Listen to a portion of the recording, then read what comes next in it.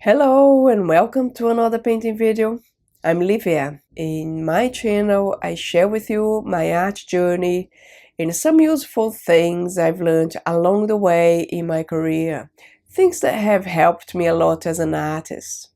And today is all about painting dahlias. So I'm going to show you how I created this painting of a variety of dahlia called New Baby. You are going to see how I started with the preparation of the board to paint on, then began blocking in the main shapes and building up form and depth through layers of paint, mostly working with the wet into wet method.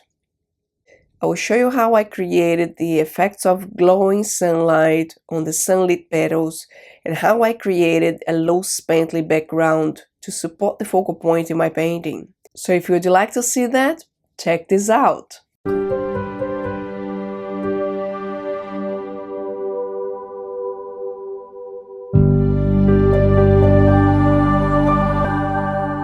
Back in 2019, I visited a dahlia farm in the outskirts of Christchurch, New Zealand. It was the most amazing experience.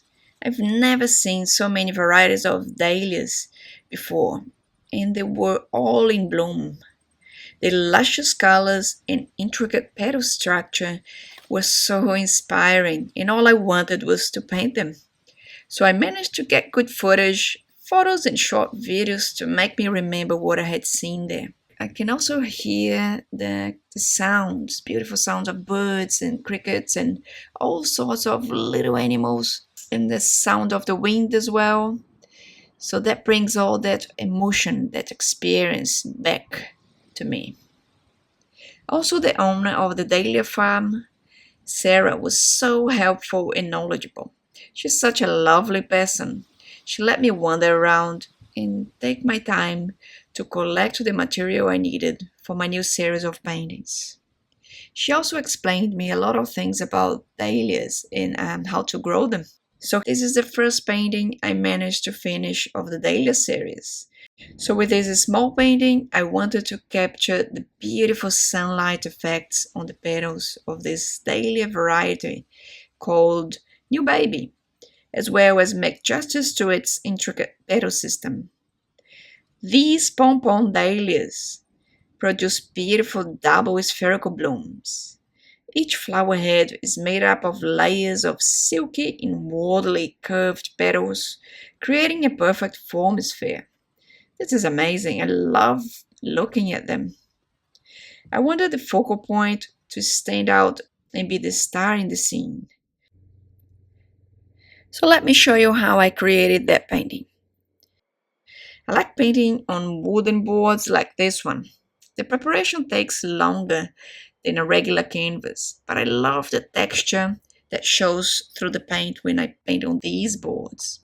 I sanded very lightly with a fine sandpaper, then I used GEC 100 made by Golden to seal the board. Then once it was dried, I applied a couple of layers of gesso primer with a gap of 24 hours to let each coat dry. You can lightly sand between coats. I don't sand it after I prime it because I don't want it to be smooth. I like the brush marks that show up on the board. I started sketching the main petal shapes on the main flower as I wanted to capture its intricate look. I did a quick sketch of the other big shapes I saw on my reference image on the background and the foreground. Then I started mixing some colors for the bigger flower from dark to light to give me a sense of depth and to create a three-dimensional look. I usually save the lightest and darkest tones till late. I started working mostly with a few mid-tones, varying from dark to light, saving the extreme values for the last layer. So the next stage of the painting is the blocking stage. In this layer, I roughly develop the shapes and the main appearance of the flower. This is a quick stage where we place the main values. I usually use the mid-range values mainly on this stage, as I said, and I save the highlights to work on later.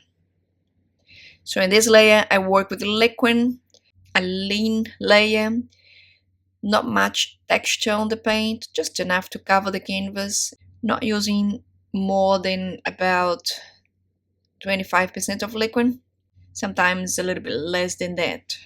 So I just mix the liquid with the paint as I go. Then I'm starting to block in the center with this sort of greenish yellow color, just a base color. Then right with some orange on the lighter side of the flower.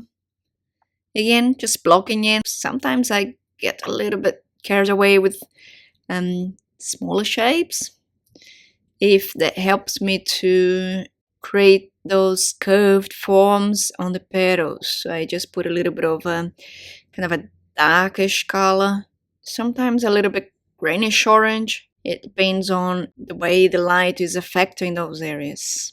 But mostly painting big and medium shapes at this stage, and making sure that I save the very lightest values to last. It's very tempting to add some now, but we try to hold on and bring them later on, so we don't end up overworking the flower, the picture.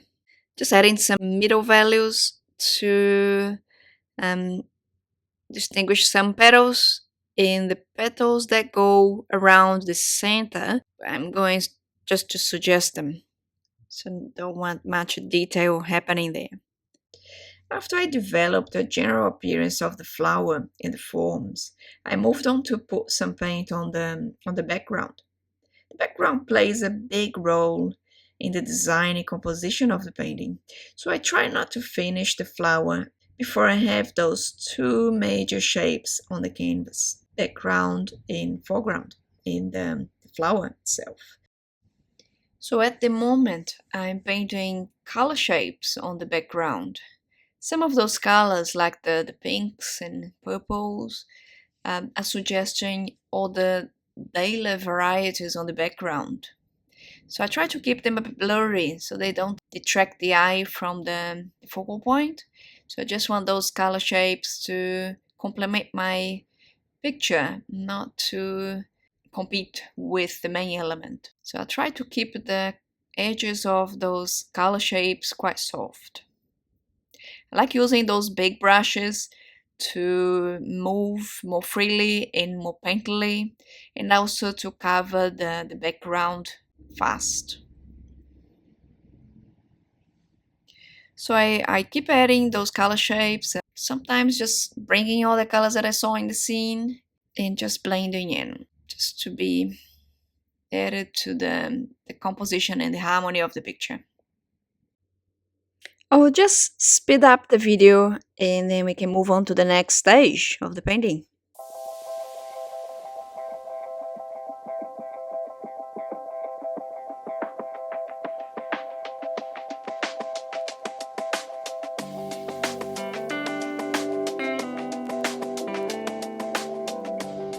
So the next stage is about refining the flower, the main flower, adding more details, creating more of a 3D look. I go back to the main flower, and by using contrast between darker and lighter tones, I push some parts of the petals back with darker shades to create that curved look, and bring others forward as I add lighter tones to create the lip, of the spherical petal, similar to painting little cups. From this stage, you will see me moving around and going from flower to the background and back to the flower, and then developing some more details like stems, leaves, and other elements that sit between the focal point and the background in terms of level of detail and role in the scene. Every color I add on the background will have a purpose in terms of creating depth, harmony, and texture. So I'm just about to start working on the bud that goes on the right hand side, just near the main flower. So that will balance the level of detail that I have on the foreground, and that can be sitting between background and foreground in the middle ground. So that shows that things are moving back gradually.